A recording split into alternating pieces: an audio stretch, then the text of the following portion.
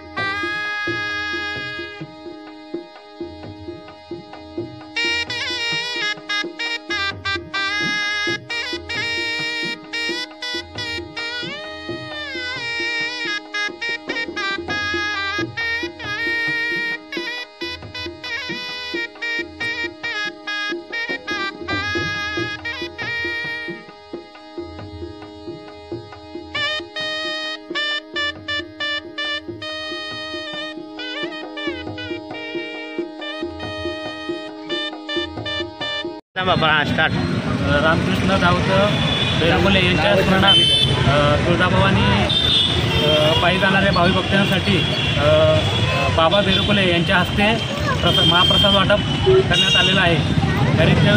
तरी सर्व भाविकांनी याचा लाभ घ्यावा.